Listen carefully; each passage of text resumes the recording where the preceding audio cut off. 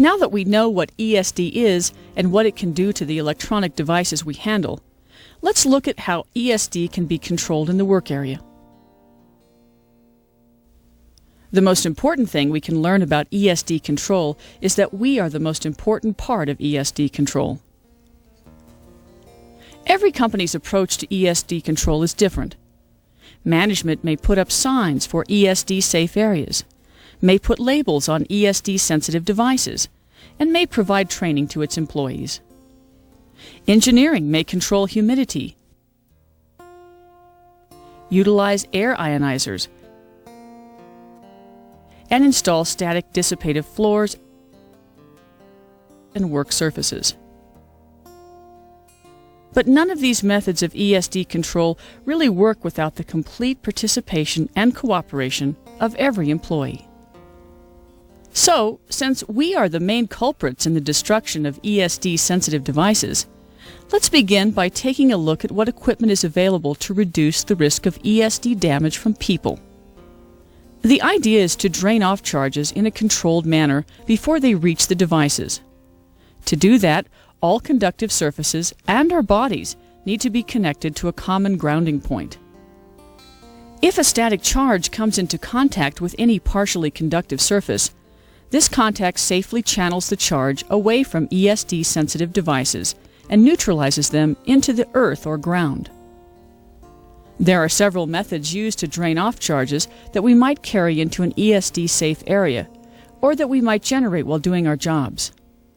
The most common are the wrist strap and heel strap, also known as the shoe grounder. We'll look at the wrist strap first. Wrist straps are very effective for any operation where people are seated at their workstations. Shoe grounders are not as effective when seated because people may raise their feet when seated and lose contact with the conductive floor. The wrist strap needs to be worn snugly against bare skin. It should be attached securely to a ground wire with a current-limiting resistor and some form of quick connect-disconnect. The current-limiting resistor provides a slow, controlled drain of any charge to limit the current level and prevent damage when the charge is drained to ground. Shoe grounders are designed to connect your body through your sock to a conductive floor or mat. Shoe grounders are very effective for stand-up operations. This eliminates the problem of a long cord from the wrist strap. Most companies require the use of 2 shoe grounders for standing activities and a wrist strap for seated operations.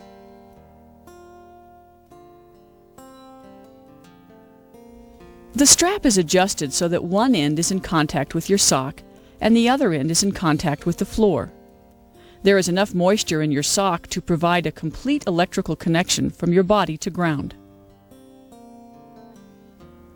Visitors to ESD safe areas may be provided with disposable shoe grounders, which are worn once, then discarded. Shoe grounders and wrist straps should be tested at regular intervals to make sure they are working properly. Your company will let you know where and how often you should do this.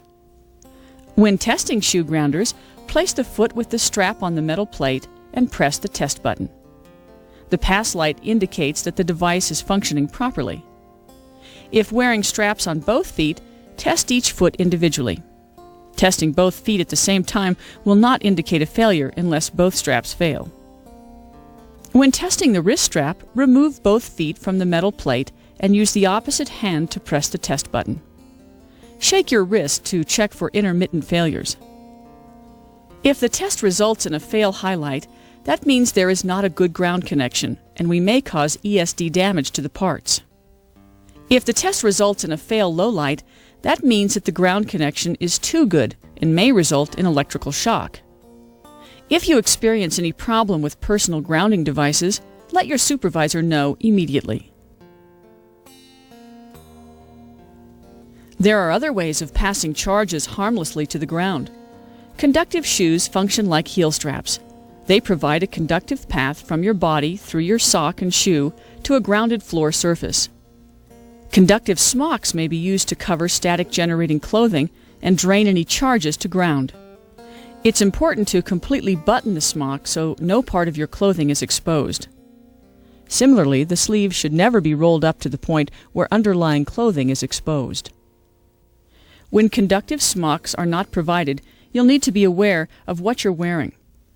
Clothing made of cotton, rather than wool or synthetic materials, will help control ESD.